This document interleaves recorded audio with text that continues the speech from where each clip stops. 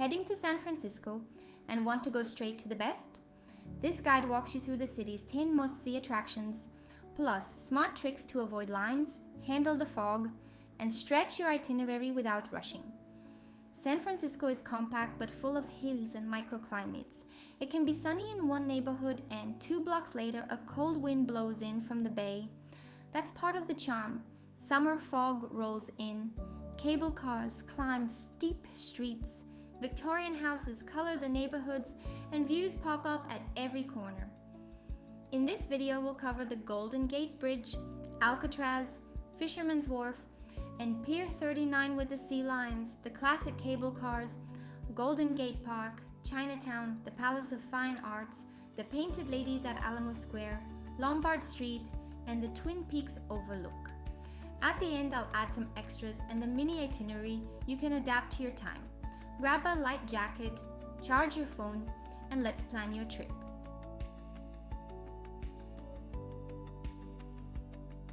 Golden Gate Bridge, the ultimate symbol of San Francisco. Walking even a short stretch is worth the trip. Wide views of the bay, steady wind, and those orange towers. If you can, cross in the morning when winds are gentler, or at golden hour when the light turns everything warm. Head up to Battery Spencer for the classic photo with the skyline behind the bridge.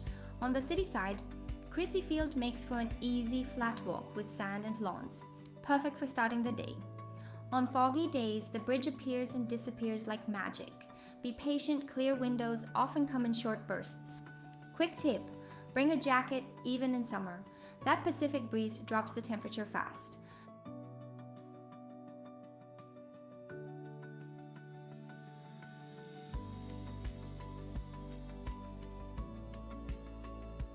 Alcatraz Island, one of the most striking experiences in the city. The ferry ride already delivers bridge and skyline views. Once inside, the audio tour guides you through cells, corridors, and the yard, telling stories of escape attempts, daily routines, and constant watch. It's immersive and very well produced. Book tickets in advance, they often sell out, and plan 2 to 3 hours round trip. If you catch the last sailing of the day, you'll likely see the city glowing in the sunset on the way back. If you get seasick, sit outside and look toward the horizon. Photography tip: rusty doors, wall textures, and windows framing the bay make great shots.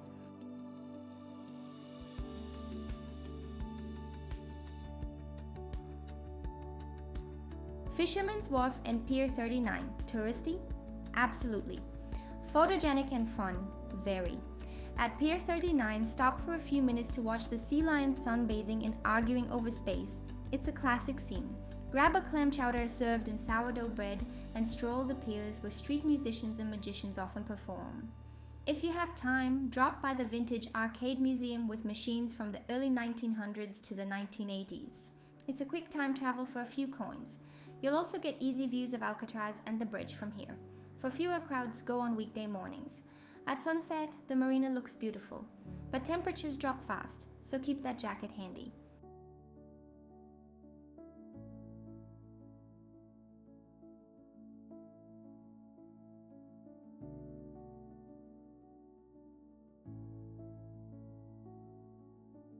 San Francisco's cable cars are a living icon. Hopping onto the side platform and feeling the car rattle up the hill is like stepping back in time. The Powell Hyde line has movie-worthy views over the bay.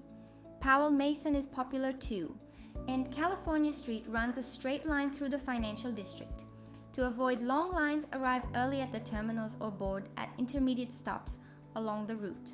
Remember, this is a sightseeing ride, so don't rush. Quick safety, keep your feet inside the step, hold the handrails, and don't hop off while the car is moving. If you like history, visit the Powerhouse and Small Museum to see the cable system at work.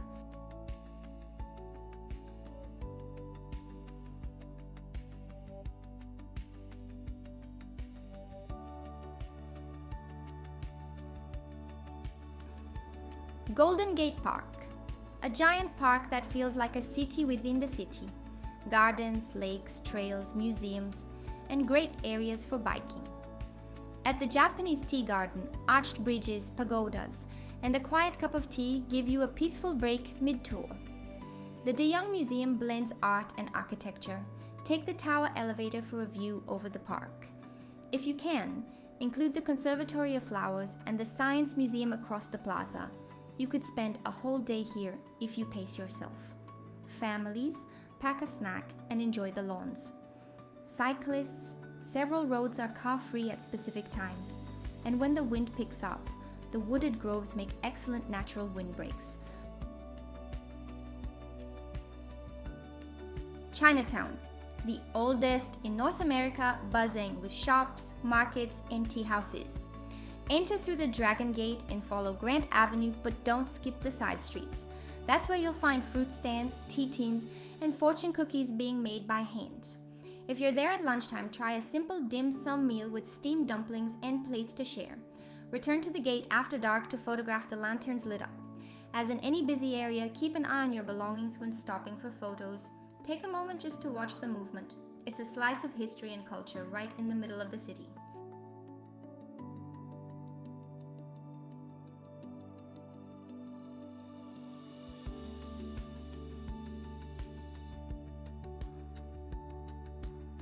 Palace of Fine Arts, a movie-like setting with a lagoon, towering columns, and a classical rotunda reflected in the water. Built for an early 20th century exposition, it's now a favorite spot for wedding photos, picnics, and slow walks. Approach through the marina and circle the lagoon, stopping at the wooden benches to take in the reflections and sculpture details. On windless days, the water becomes a perfect mirror.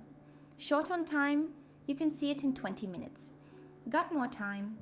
Sit down, breathe, and let the city slow down around you.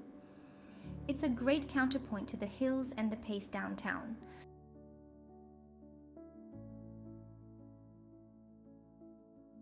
Painted Ladies at Alamo Square, a row of colorful Victorian houses with the skyline behind them.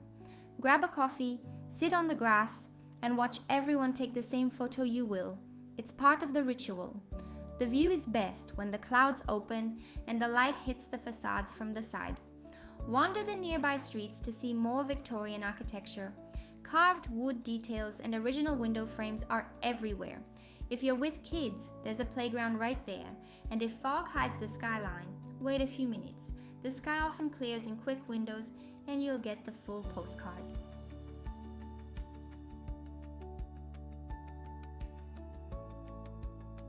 Lombard Street, the famous block with 8 tight hairpin turns on Russian Hill. It's quick but fun. Walk down the sidewalk, admire the immaculate gardens, and watch cars navigate the curves slowly. If you're driving, be patient and respectful. It's a residential neighborhood, and the experience is better when everyone cooperates. For photos, the base of the street gives you a nice angle of the full zigzag. From the top, you can see the bay and part of the skyline. Combine the stop with a cable car ride or with Pier 39 to optimize your route. Twin Peaks to wrap it up with a 360-degree view. 2 hills side by side with the entire city at your feet. On clear days, you'll see both bridges downtown and the Pacific in the distance. At night, the lights turn into a glowing carpet. Bring a windbreaker, it really blows up here, and check the weather before you go, because fog can flip the scene in minutes. If you arrive and it's socked in, take a breath and wait. The fog often opens in waves. The road is narrow. Walk carefully and stick to the marked viewpoints.